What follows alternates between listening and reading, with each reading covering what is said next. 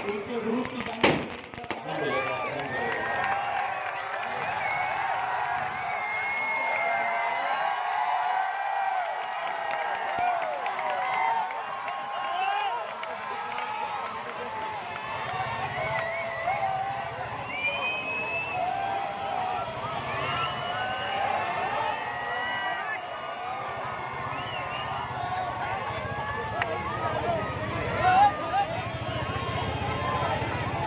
अगर ये हाल आज ऐसा है तो तसव्वुर करिएगा कि 4 जून को क्या हाल रहेगा।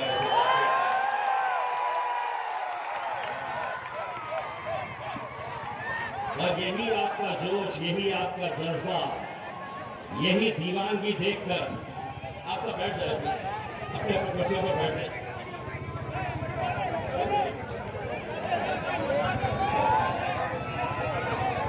यही जोश देखकर मीडिया वाले जब मुझसे पूछते हैं कि इस बार कैसा रहेगा, तो मैं उन्हें जवाब देता हूं कि 2019 के अंदर 100% श्योर था, 2024 के अंदर 200% श्योर हूं कि इंशाअल्लाह।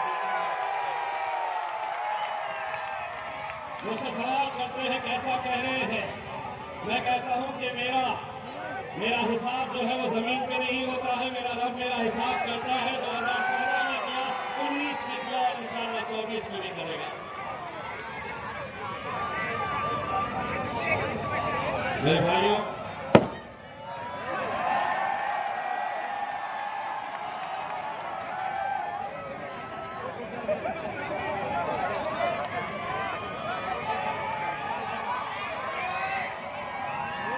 जो बच्चे हैं वो 4 जून के लिए रख लीजिएगा। जो बच्चे हैं 4 जून के लिए रख लीजिएगा। मेरे भाइयों, मैं सबसे पहले तो इस मौके के ऊपर आपका तहे दिल से शुक्रिया अदा करना चाहता हूं। अल्लाह रब्बुल इज्जत ने ये मौका दिया कि मैं हिंदुस्तान की सबसे अजीम जो ऐवान है, जिसे हम पार्लियामेंट कहते हैं, उस पार्लियामेंट के अंदर 543 मेंबर्स ऑफ पार्लियामेंट होते हैं। उसमें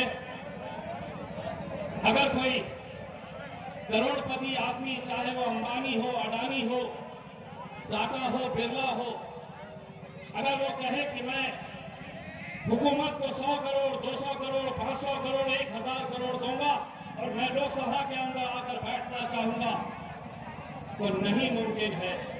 राज्यसभा में वो जा सकता है, लेकिन लोकसभा के अंदर वो नुमाइंदे चुनकर जाते हैं जिन्हें आवाम पसंद करती है, जिन्हें आवाम तय करती है कि आने वाले 5 साल मेरी क़यादत पार्लियामेंट के अंदर कौन करेगा। और अल्हम्दुलिल्लाह 2019 में आपने पूरे हिंदुस्तान को एक पैगाम दिया, एक ऐसा पैगाम कि जिस शहर के अंदर, ये बेटा बच्चों खामोश खामोश रहिए, नीचे बैठिए। मैं आपको 4 जून को मौके दूंगा बेटा, खूब लोग डांस करेंगे, आप ही बैठिए। 40 साल पहले 2019 की बात कर रहा हूं मैं।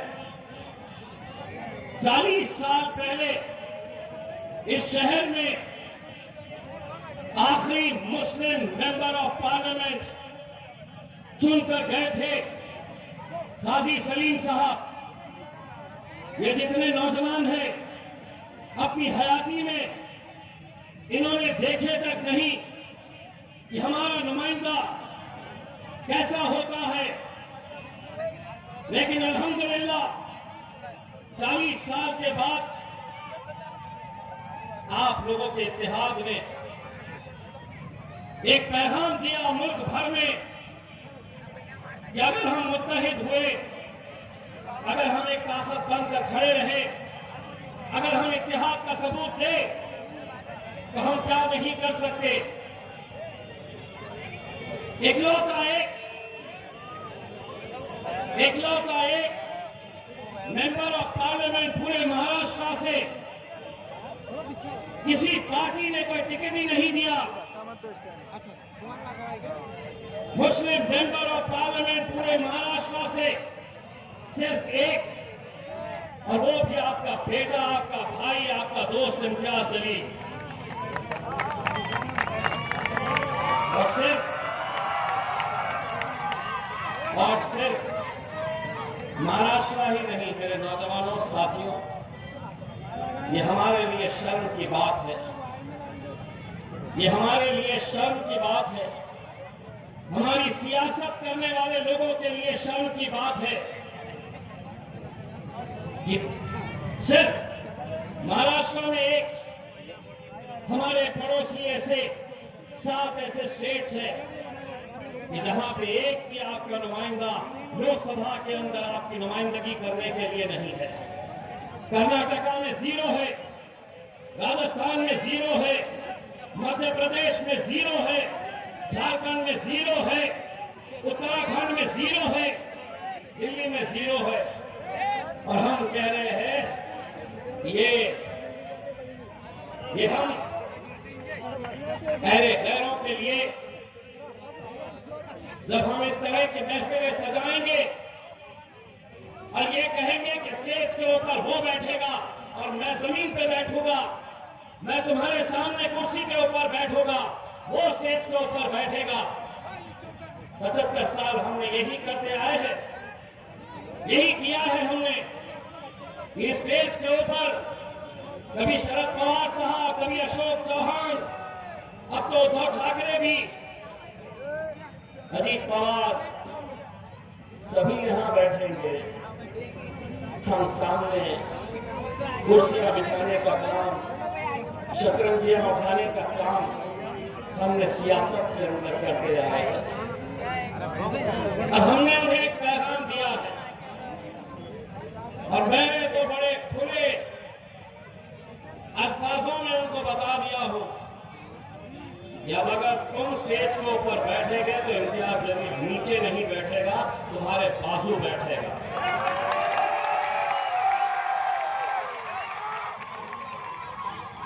दोस्तों, ये अल्लाह रब्बुल इज्जत का करम है। मैं 12 साल पूना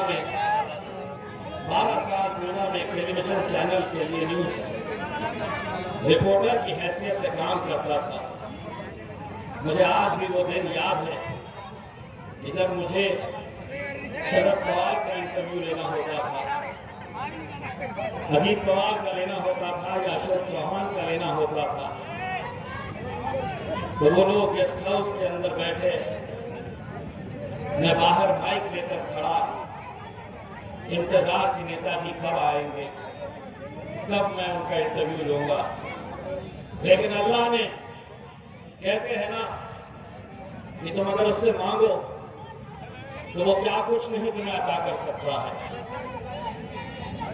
एक वक्त वो आया जब पार्लियामेंट की कुर्सी के ऊपर ये बैठे थे तो इम्तियाज जलील उनके बाजू जाकर बैठे। ये आप लोगों का इतिहाद था जिसे आज चकनाचूर करने की कोशिश हो रही है, जिसे आज पूरी तरीके से तोड़ने की कोशिश हो रही है। मैं ये इलेक्शन क्यों लड़ रहा हूं, क्या मकसद है मेरा? मैं चाहूं तो 1.5 घंटा भाषण कर सकता हूं, लेकिन एक बहुत खूबसूरत सी एक कविता, एक नज्म मैंने पढ़ी थी जो मुझे ऐसा लगता है कि वो मेरे ऊपर पूरी तरीके से फिट होती है। उसका एक एक लफ्ज आप लोगों से जुड़ा हुआ है। 10 साल कैसे बीत गए, 10 साल आपकी नुमाइंदगी करते करते, आपकी क़यादत करते करते ये जिंदगी इतनी तेज रफ्तार से चली गई, पता भी नहीं चला। मैं आपको वो कविता के कुछ पंक्तियां सुनाना चाहता हूं जो मेरी जबानी आप तक एक पैगाम पहुंचा रही है। जब नेता ज्यादा हो जाते हैं तो दिक्कत होती है, या तो नीचे आ जाए या जिस जगह पे खड़े हैं वहां पर लोगों को सुनने दें।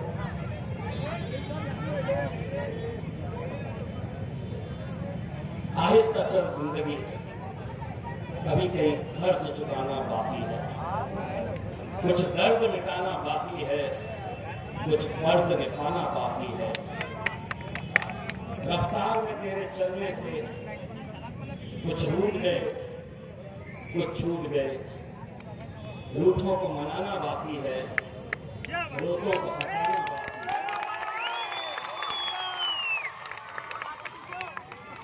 कुछ रिश्ते बनके टूट गए, कुछ बनते बनते छूट गए।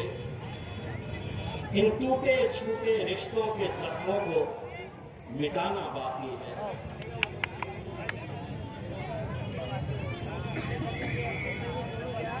अभी कुछ और इम्तिहान बाकी है, कुछ काम भी और जरूरी है। जिंदगी की उलझी पहेली को पूरा सुलझाना बाकी है। मरना सबको है दोस्तों, जब सांसों का थम जाना है तो क्या खोना क्या पाना है। पर मन के जिद्दी बच्चे को ये बात बताना जरूरी है। आहिस्ता चल जिंदगी, अभी कहीं कर्ज चुकाना बाकी है, कुछ दर्द मिटाना बाकी है, कुछ फर्ज निभाना बाकी है।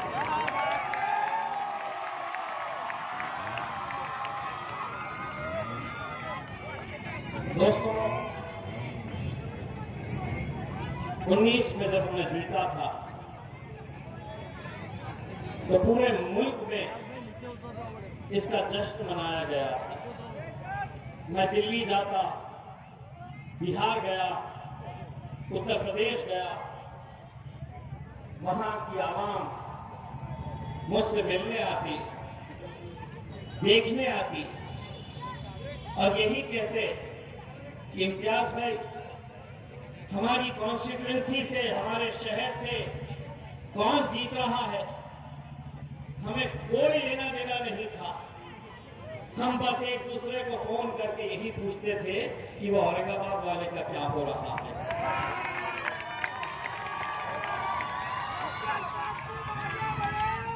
दोस्तों, रमजान के इस मुबारक महीने में मोतीवाला की मस्जिद में, बेरी बाग में एक मौलाना आते हैं, बुजुर्ग शख्स, बहुत अच्छी दुआ पढ़ते हैं। मैं जाता हूं उनकी दुआ लेने के लिए। इस बार भी जब गया, उन्होंने मुझे खूब दुआओं से नवाजा। मैं जब बाहर निकल कर आ रहा था मस्जिद के बाहर, तो बहुत सारे नौजवान लड़कों ने घेर रखा था। मेरी नजर एक बहुत ही बुजुर्ग शख्स के ऊपर गई। मैं समझता हूं कि वो 90 साल के ऊपर के हजरत हो गए। मुझे ऐसा लगा कि वो बुजुर्ग मेरे करीब आना चाह रहे थे, लेकिन आ नहीं पा रहे क्योंकि मैं नौजवान लड़कों से घिरा हुआ था। मैंने उन लड़कों को हटाया, उस बुजुर्ग शख्स के पास गया, उन्हें सलाम किया। उन्होंने सलाम का जवाब दिया और उन्होंने मुझसे कहा कि बेटा, मैं जालना का रहने वाला हूं। मैं उन्हें हाथ मिलाकर कहा कि मेरे लिए दुआ करना। उन्होंने जो जवाब दिया वो सुनिए। उन्होंने मुझसे कहा कि बेटा, मैं और मेरे पूरे घर वाले पूरे रमजान के महीने में तहज्जुद में उठकर तुम्हारी कामयाबी के लिए हम दुआ कर रहे हैं बेटा। जालना का रहने वाला शख्स, जालना के रहने वाले वो बुजुर्ग, क्या लेना देना, ना वो वोट डाल सकते हैं, ना मेरी कॉन्स्टिट्यूएंसी का हिस्सा है, लेकिन वो बुजुर्ग शख्स क्या वजह है कि वो तहज्जुद में उठकर एक मेंबर ऑफ पार्लियामेंट उसके लिए पूरा घर अगर दुआएं मांग रहा है तो वो कैसा मुसलमान होगा? और यहां के कुछ कैसे मुसलमान हैं जो आपसे कह रहे हैं कि इम्तियाज जलील को इस बार वोट देने का मतलब नरेंद्र मोदी को ताकत देने के बराबर है। मोदी को हमें कमजोर करना है तो यहां पर इस बार चंद्रकांत खैरे को यहां पर वोट देना। आपके महल्ले में भी आए होंगे, होटलों में बैठे होंगे, आपको समझाने की कोशिश कर रहे होंगे। अरे 543 सीटें हैं लोकसभा की, सारी तकलीफ तुम्हें महाराष्ट्र के एक मुसलमान एमपी से क्यों है? यह सवाल मैं तुमसे करना चाहता हूं। जीत जाओ, पूरे के पूरे 47 तुम महाराष्ट्र के जीत के बताओ। और अगर लोकसभा के अंदर तुम पहुंच भी गए 47 के 47, मैं तुमको दावे के साथ कहता हूं कि कल को अगर यूसीसी का कानून आया, सीएनआरसी का कानून आया, ट्रिपल तलाक के कानून के टाइम पे आपने देखा कि कैसे गूंगे, मुक्के और बहरे बनकर बैठे थे। अब भी अगर आपके खिलाफ कोई कानून आएगा तो एक एमपी किसी भी पार्टी का हो, एक एमपी में ऐसी हिम्मत नहीं कि वहां पर खड़े रहकर हुकूमत की मुखालिफत करे।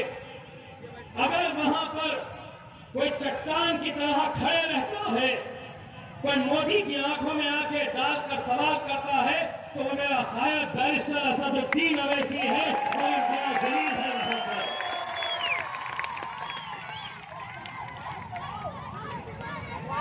शर्म नहीं आती है, शर्म नहीं आती है। बाबरी मस्जिद की शहादत के अंदर जिसने बड़े फख्र से कहा था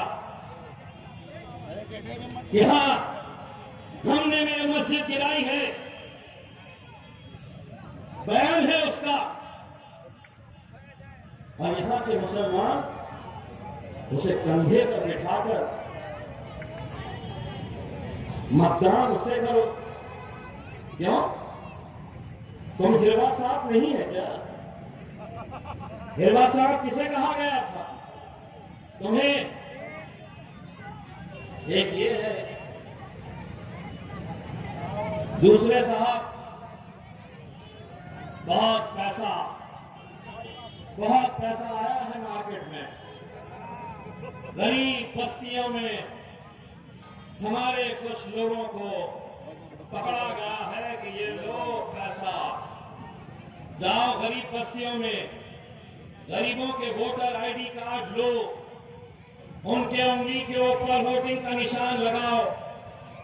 वोटर कार्ड इलेक्शन के एक दिन बाद तक उनके पास रहेगा, उसके बदले में तुम्हें पैसा दिया जाएगा। पैसा कितना? किसी को 500, किसी को 1000, किसी को 1500 या ज्यादा से ज्यादा 2000। छुमरे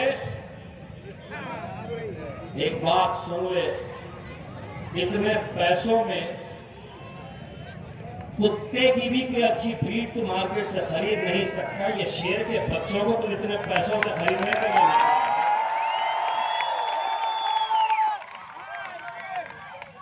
और जो दल्ले ये काम कर रहे हैं चंद पैसों की खातिर, वो अपनी जेब तो भर लेंगे लेकिन इस कौम का सौदा कर रहे हैं। ऐसे लोगों से होशियार रहिए। मैं आपको बताता हूं, इस इलाके के अंदर भी, इस इलाके की बात कर रहा हूं, 13 तारीख के दिन आपको खुद महसूस होगा कि किसने लाया है वो हराम का पैसा, जो यहां पर ये कोशिश करने वाला है कि इसके वोट बढ़ जाए, इनके वोट बढ़ जाए।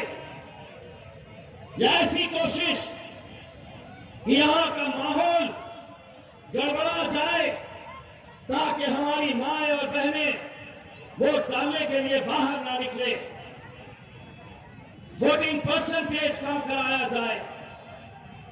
आपको नजर रखनी है। 44 साल हो गए हैं। मैं ये नहीं कहता हूं ये जीत इम्तियाज जलील की है या होगी। अगर इस बार हम हारे तो शायद फिर न जाने कितनी नस्ल ये इंतजार में रहेगी कि मेरा शायद मेरी क़यादत कब खड़े हम करेंगे, कब हम खड़े करेंगे। इतना तो आप समझ लीजिएगा, इम्तियाज जलील को इसका क्रेडिट दीजिएगा भाई। रमजान ईद के मौके के ऊपर एक जनाब ईदगाह तक पहुंच गए, देखिए ना, ईदगाह तक पहुंच गए मुबारकबाद देने के लिए। 30 साल तक तुम्हें ख्याल नहीं आया कि इस जिले के अंदर ये आवाम भी, ये कौम भी रहती है,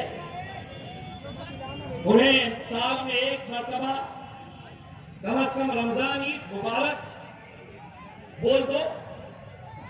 और अगर तुम ये करते तो शायद हमें ये जगह ही नहीं मिलती, लोग तुम्हारे साथ रहते।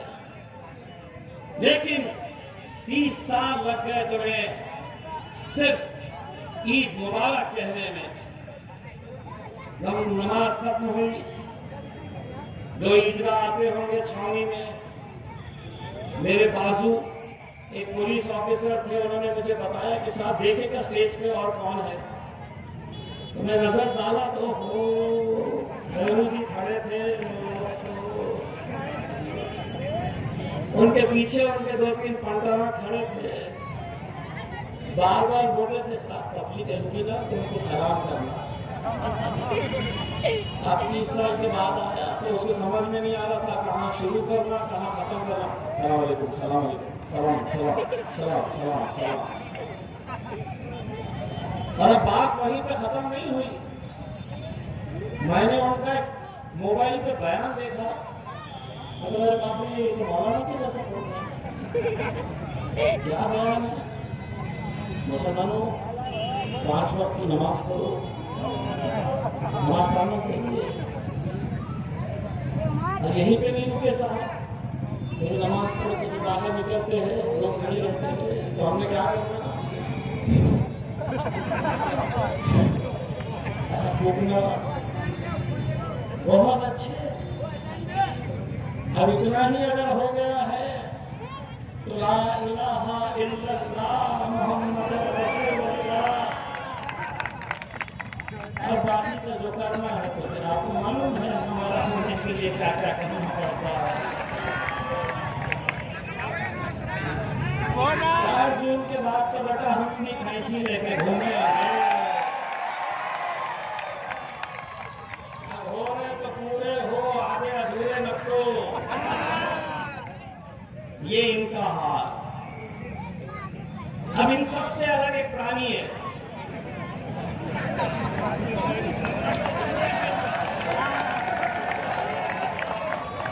सबको मालूम विचित्र प्राणी कौन है। मतलब वो खैरे का क्या हाल है, ये मेरा आखिरी इलेक्शन है, दे दो ना, दे दो ना, मेरा आखिरी इलेक्शन है, मेरा आखिरी इलेक्शन है, दे दो ना। अरे क्या फकीरी लगी हुई है, क्या भीख मांगने का वो लगा है। वो वोटा मांग रहे और ये साहब आके जहां खड़े रहे, जहां खड़े रह रहे अपना झोला उठा रहे, ये दे दो दे दो दे दो दे दो। अरे मेरे भाई ये इलेक्शन है, इलेक्शन में ईवीएम में जितने वोट पड़ते उतने ही रहते, बढ़ते नहीं है। मतलब तुम समझेंगे कि 4 टिकट ला लिया हम अफसरा से 30-30 रुपये वाले, और बाहर आके 30 का 60, 30 का 60, 30 का 60। वे ऐसा समझेंगे ईवीएम में 25 वोट पड़े हैं तो बाहर आके बोलेंगे 25 का 50, 25 का 50, 25। नहीं होता मेरे भाई, नहीं होता। जितना है उतना। और अगर इतने ही है मेंबर ऑफ पार्लियामेंट बनने का, तो कोई एक जना अगर उनका चाहने वाला के कोने में से सुन रहा होगा तो यहाँ पे एक जैसे छोटे से बच्चे की स्लेट लेके आओ और चौक लेके आओ, तुम्हारे सामने उसको लिखने के लगाओ कि अंग्रेजी में मेंबर ऑफ पार्लियामेंट लिखता।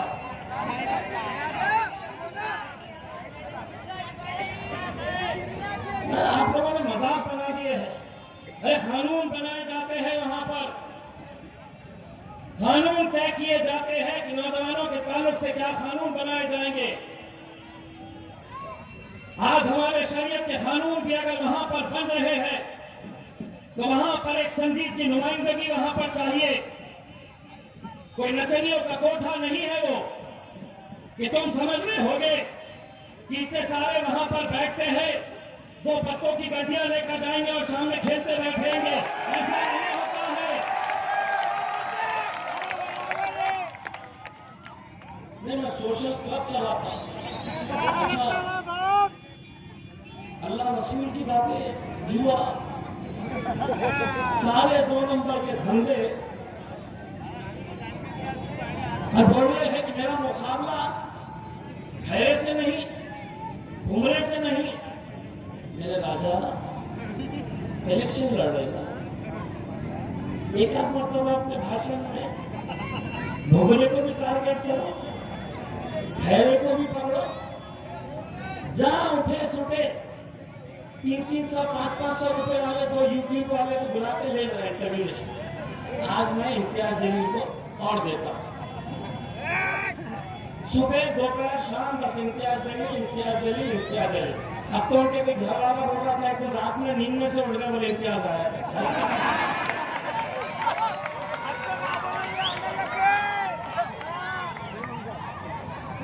दोस्तों, मैं कुछ बातें इसलिए आपको बताना जरूरी समझता हूं कि एक क़यादत जब आपकी खड़ी होती है तो उसका असर कैसा होता है। आज से तकरीबन साल भर पहले या 1.5 साल पहले उस्मानाबाद के कुछ नौजवान लड़के आए। 2 महीने से वो घर के बाहर थे, पुलिस से भागते फिर रहे थे। क्यों? क्योंकि उन्होंने उस्मानाबाद के किसी चौक के अंदर टीपू सुल्तान, हजरत टीपू सुल्तान की जयंती के मौके के ऊपर उन्होंने एक झंडा लगाया। दूसरे दिन शिवसेना वाले, बजरंग दल वाले, वीएचपी वाले वहां पर गए, वो झंडे को निकाल कर फेंका और उस झंडे की जगह उन्होंने अपना झंडा लगाया। माहौल खराब हो गया, गड़बड़ाने लगा।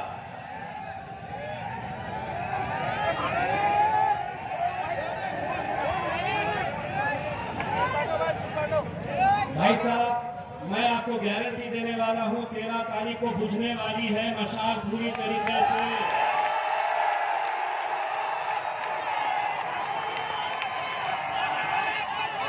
और जो भी साहब उनको लेकर घूम रहे हैं उनको बोलो स्टेज पे लेकर आ जाओ मशाल और फोटो ले लो कि इतने वोट भी हमारे पास काफी है।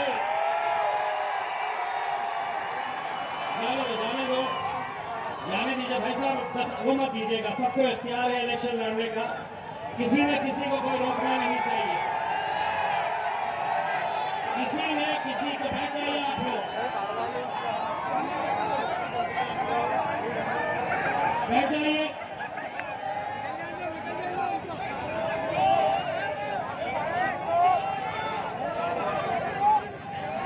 चलिए, कोई गैर नहीं है, हमारा ही कोई दल्ला है जो लेके घूम रहा है।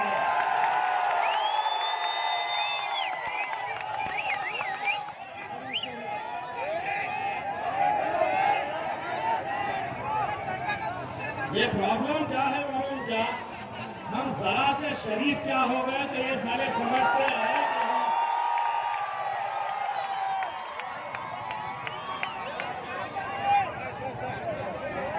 यही के है साहब, यही के है, चिंता मत करिएगा। मैंने आपको बताया है इसी इलाके के अंदर लोगों ने पैसा लेकर आए हैं। एक जनाब ये गए हैं तुम्हारी कैसी बुझने वाली है और 4 तारीख के तुम्हारे कैसे बजने वाली है ये भी देख लेना।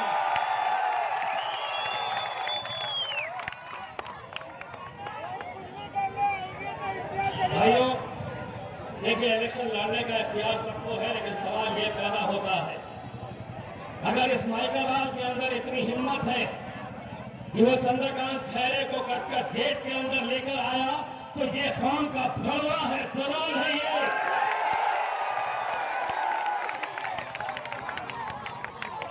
जिसको जो भाषा समझ में आती है समझ ले और कुंडी रिकॉर्ड कर लो, उसको भड़वा बोला हूं मैंने।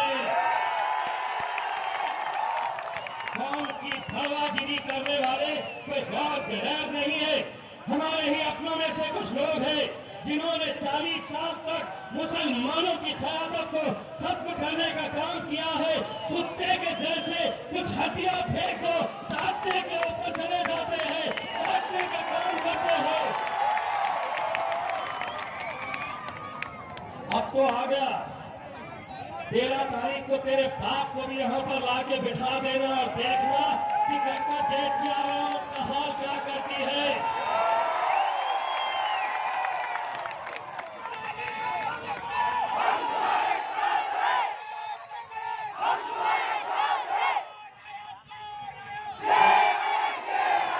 मेरे भाइयों,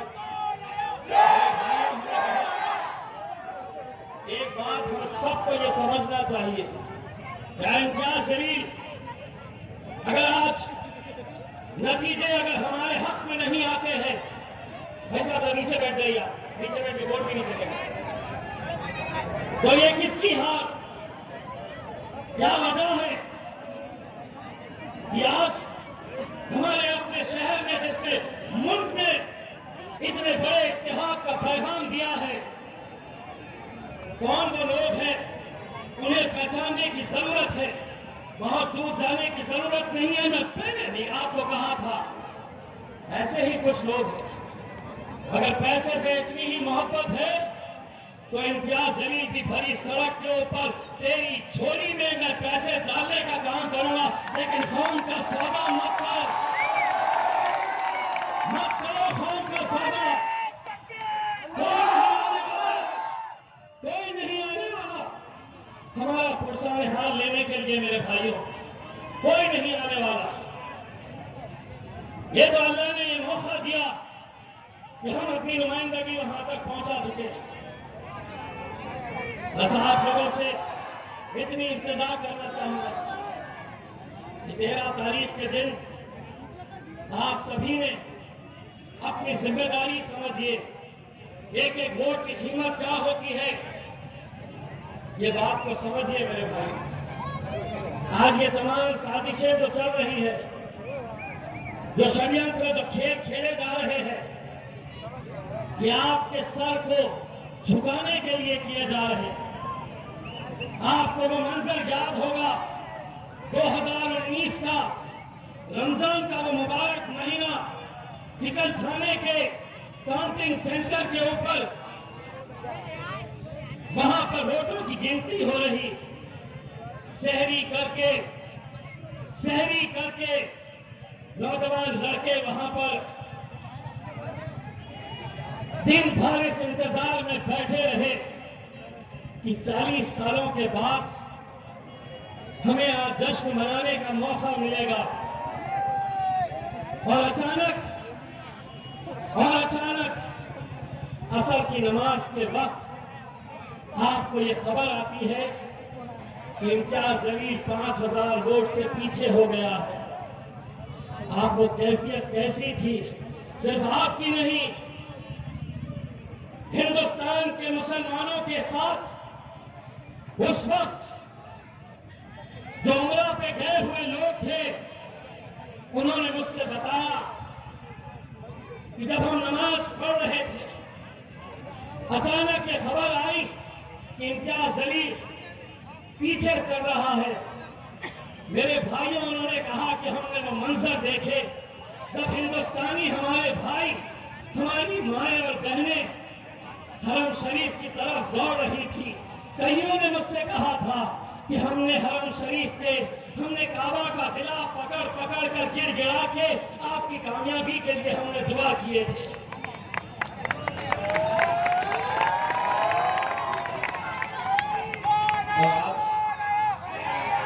आज ऐसा क्यों हो रहा है मेरे भाई? मैं ये नहीं कहता कि मैं अकेला आपकी नुमाइंदगी में तो था नहीं यहाँ पर। 12 साल में बाहर था, क्यों आपने अपनी क़यादत खड़े नहीं कर पाए? क्यों 2014 के अंदर यही वो लोग थे जिन्होंने इलेक्शन से एक रात पहले अखबार छापे थे, उर्दू में एक अखबार छापकर नौजवान लड़कों को दिए थे कि जाओ रहमानिया कॉलोनी में, कटक गेट में, किलारपुरे में, बेरी बाग में ये अखबार बांटो। मैं सलाम करता हूं मेरे नौजवानों को।